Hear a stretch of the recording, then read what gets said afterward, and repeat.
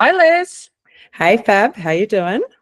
Good. I'm really excited because you're just back from Kiama, where you delivered to tourism operators on AI. So I thought we'd do a podcast where you can share the hot topics. And we'll Amazing. also be following up from our last podcast where we announced that we would be giving you some tips on how to optimize your website and digital assets for AI. So that's the topic we've got planned for today. Perfect. Yeah, I had a great time in Kiama. The destination Sydney Surround South, they did a beautiful job with their symposium for the visitor economy.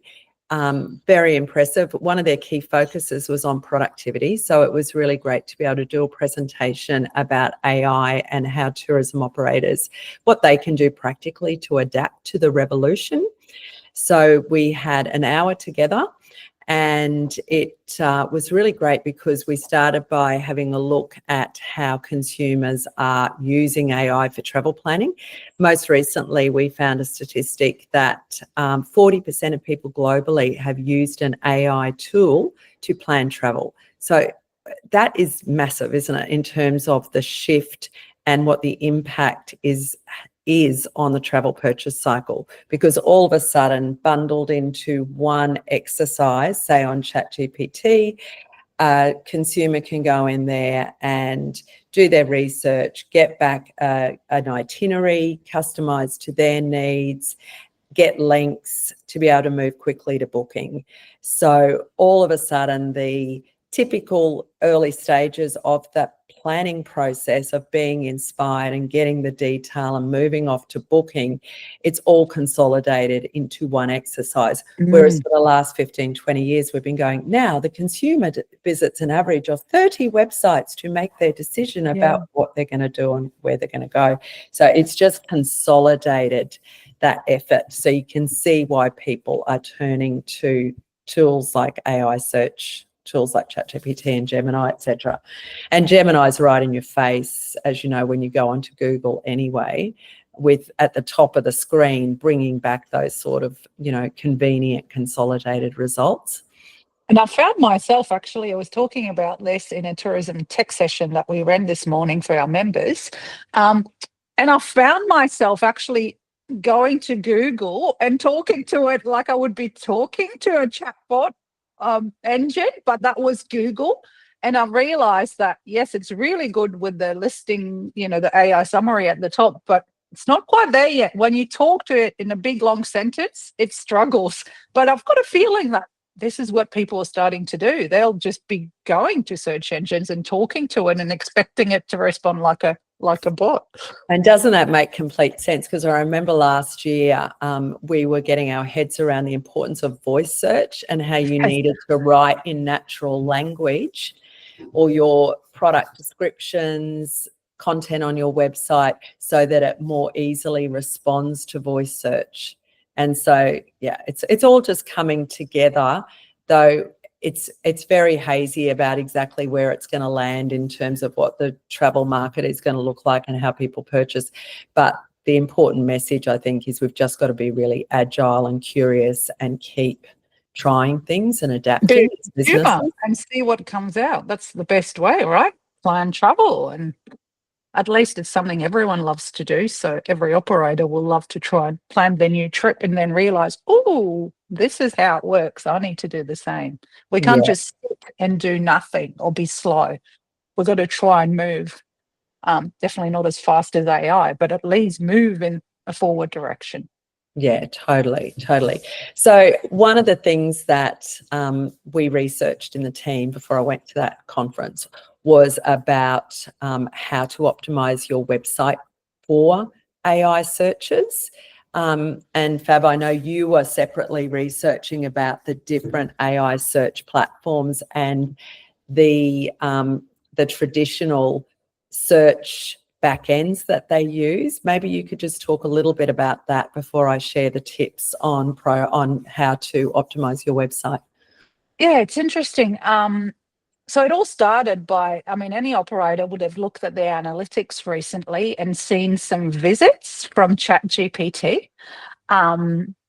So I started gigging. I'm like, wow, this is a new source of visits. It's not just organic, it's not Google, but it's ChatGPT. And I went, wow, what tool does ChatGPT use to actually find that information? And obviously, it uses whatever's been loaded and is continuously loaded in its memory, but then it searches for information online. And what ChatGPT told me, the tool of choice was Bing in that instance. So ChatGPT still has the biggest market share, but in the AI chatbots, but suddenly the biggest market share of the chatbots is suddenly not Google, it's Bing, which is the one we never really bothered with because everything was Google. So it was a timely reminder for tourism operators that want to improve their rankings in ChatGPT to actually go and look at their Bing places for business. And that is the equivalent of your Google business profile. So it won't hurt. Just go and have a look, see if you can optimize. There would have been surely new tick boxes, the check boxes that you can tick since you last logged in. It will be worth it. And what I've noticed as well is in ChatGPT, you actually get the links. This is how people can click to your website. In Gemini, you don't get the links yet. Possibly it could be, I'm not a very great user of Gemini, but I don't see links in the Gemini tool, in the chat tool itself. So there will be links in Google, but how do you know if these links to your website are coming from the search engine rankings or from the Gemini assistant at the very top? So if you get a lot of organic traffic, you won't quite know at the moment if it's coming from the top search of Google or from within the listings at the very I guess below the AI search in Google. Haven't figured that one out yet. But maybe suddenly if you get a huge growth in organic traffic, it could be a good sign that you've been picked up by Google's AI assistant in the search engine results list. So we need to be covering both bases. We need to make sure that we're well optimized for search engine optimization as we know it, but also for AI search and what it's looking for. And I love that tip on go and check out your listing in Bing places and make sure that it is optimized, because that could be a missed opportunity otherwise. Rekindle the Bing romance. If you ever had it. If you ever had it, find your login, your password, put it in your password manager, and have a quick look.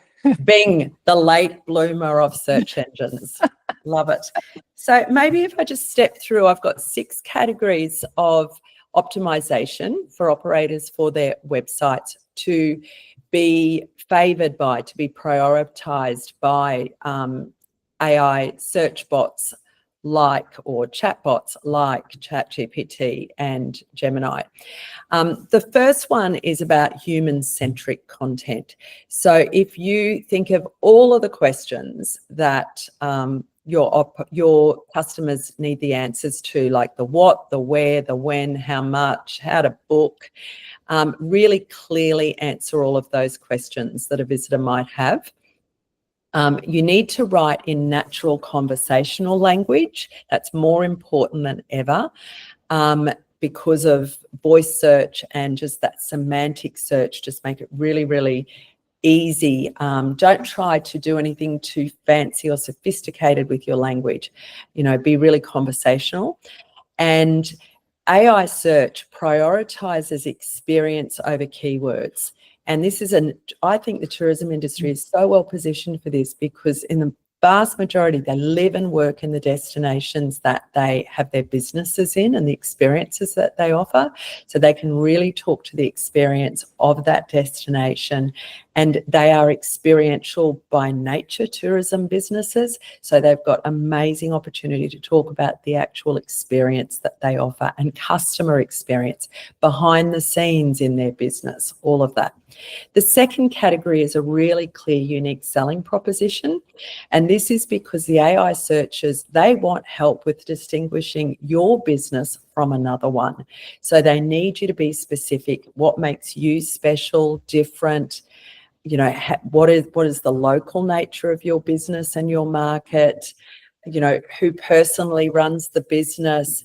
And so tell that story of what it is that you do differently, and also dive into the things that really position your business that the customer cares about, like your values. They could be really strong on ecotourism, really strong on accessibility or catering for certain markets' needs, what your passions are, etc. So tell that behind the scenes story about your business. A bit like what our Magic Story Builder does, Fab, in terms of being able to generate that really brilliant about page for the business. The third category is about structure, and I know this is one of your passions, is structured pages on your website. So anyone who's familiar with maintaining their own website and doing it properly will be familiar with features in the editor of their website, the page builder, like the heading 1, heading 2, heading 3. So making use of those, frequently asked questions, and not just 10 or 20, all of them. On each page that's relevant to each product. Correct. AI search engines are eating these up like a big hungry beast. They're coming in looking for frequently asked questions. It's this level of detail that they need, that they want to be able to prioritise a response that includes your business. So it's really important. And you will use that. That's going to be a digital asset in your business going forward. For when you implement that really intelligent chatbot, that's going to be the knowledge base that it uses. And it's also on your, when we work with our partner Magpie, when you actually upload your FAQs to Magpie, you can push them to all the OTAs. So it's not just your website that uses the question, the FAQs, it's also the OTAs. And the more people talk about you in a very rich and deep content depth fashion, the more you're strengthening the signal to the AI bots that there's a lot of information about you, and then that information is correlated by other platforms. So it's really important that you don't just focus on your website anymore, especially for these FAQs. You think website single source of truth still to this day, but leverage, you're doing all this hard work for your FAQs. So where else? What other platforms are using FAQs? What other platforms are using reviews? What other platforms ask you for your USP? Love it. And the third point in this area is use bullet points, summary boxes, label sections for location, inclusions, pricing, all of that labeling and putting things into sections is going to help with AI discovery. Structured data, even though it might speak to you in a natural language, it heavily relies on structure in the back end. Love it. The fourth category is multimodal. So besides text, great images, video. Now, whilst certain chatbots can't yet read images, we know Google's been working on that for decades, is reading images. So Gemini's probably got the lead on that. They do say that it is born with that multimodal aspect, Gemini, as opposed to the other engines that were added later. But I'm still having issues, Liz. This morning we were talking about how Gemini is fantastic at removing watermark of images, and I read on Instagram, then I tested it, and it absolutely did not work. So I don't know if it's me, the prompt, or someone on Instagram promoting something that wasn't quite true, but apparently it's going in that direction. But it was so funny. Like, I tried, I said, remove the Nemo from this logo. It gave me a brand new logo with every other fish you can think of. It is so not flawless. There are so many gaps still, but we're seeing it improve all the time. But on the images, make sure that you are applying your alt text to the images, descriptive captions, descriptive file names, embedding videos with transcripts. So like you said, Fab, it's about this, putting the data, giving it data to be able to work with. And also, of course, this is fantastic for accessibility as well. These are all of the things that are recommended to make your content on your website more accessible also. The fifth category is fresh and localised content. So updated content, nice and fresh, keep feeding the beast with fresh content, consistency across the content. For example, your Google business profile, your Australian Tourism Data Warehouse listing, your social media, your Bing business listing, it should all be aligned. And that sounds like typical SEO good behaviour, but the AI search is needed as well.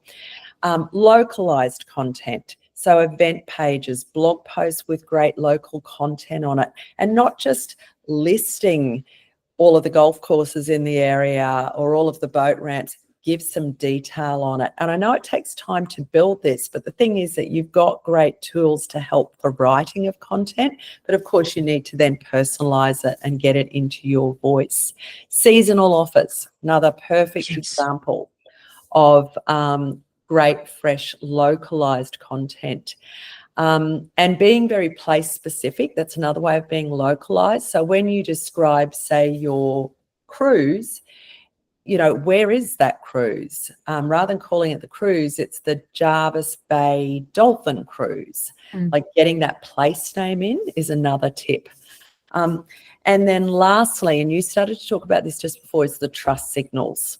So it's looking for trust signals. It's looking for advocacy of your content. So this is reviews, like they are going to be even more important than they ever were. If you think about it, in an absolute ocean of automated AI-generated content, the consumer voice is going to be even more important than it's ever been. So include real reviews and testimonials, awards, credentials that you have for your business, like accreditations. Have a really clear about page with your story and contact details. So just make that super easy to get to. We haven't thought really about having contact details on an about page, but if that's the page that AI is pulling from because it's really got your story in it, pop it on there as well. And always add authorship. Who's the author of those blog posts? And even team bios. So if you've got some great tour guides or head chefs, or, you know, who's your receptionist, bring them to the forefront, you know, because that's all real content about real locals living in the area.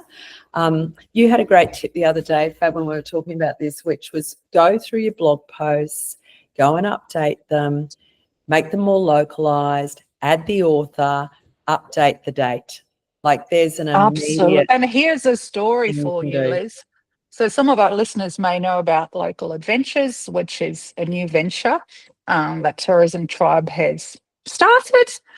We won't say too much more about it just yet. But anyway, I optimized our site for things to do for families in Agnes Water, right? Because we'll start Local Adventures in Agnes Water. Now, I was using Google's AI assistant this morning. The first blog post that came up at the top of the results of the AI results was my little blog post that is barely 3 months old. There is so much competition about things to do for kids in Agnes Water. However, ours came up first. So it doesn't have any juice from other websites because it's a brand new website. Yet it's a very new, fresh content that is relevant, and I've got a feeling that's one of the reasons why it got prioritized. So huge, opportunity for you. I know we've been banging on about this forever, with fresh content, but it seems that now all this AI thinks that beautifully digests information spits it back to us, just heavily relies even more on all the signals that people needed for their website for search engines. So have a really, really keep pushing that SEO optimization. I think at this day and age, it still heavily relies on that. All these important factors, all these snippets, even though you're H1, H2, H3, When I started in this role in SEO, that was really important. But over the last few years, it's diminished. And yet now when you ask ChatGPT and Gemini what it uses, especially for one of the example we're talking about yesterday, Liz, one of the attraction being closed in the region, but it's still telling us to go there. When I asked why, it said because it's not in your heading 1 and in your page title that it's closed. So I've gone back full circle. It's not just about all the content, it's about the structure of the content. So get a little bit of that tech understanding, and many operators have got a fantastic understanding of that now. I think in our industry, much more than other industries. So it's going to be a quick win to get ahead. Absolutely. So I reckon that's a wrap. That's a wrap. Yeah. Source of Truth, your website, it's the best vessel presently to win with the AI adoption battle, and don't see it as a war. It's not just take, do a little bit each day and plan to have the best possible content you can have that's really meets your customer needs, is conversational, is well structured, is very local, tells your story, very fresh, and include those online reviews and testimonials and lots of FAQs. And I think you're going to be a long way ahead. And if you feel you're left alone trying to do all this, join our tribe on Tourism Tribe. We have got heaps of resources and heaps of things set up to help you feel connected with other operators and learn from them and from us. Perfect. All right. Bye, See everybody. you soon. Bye. Bye.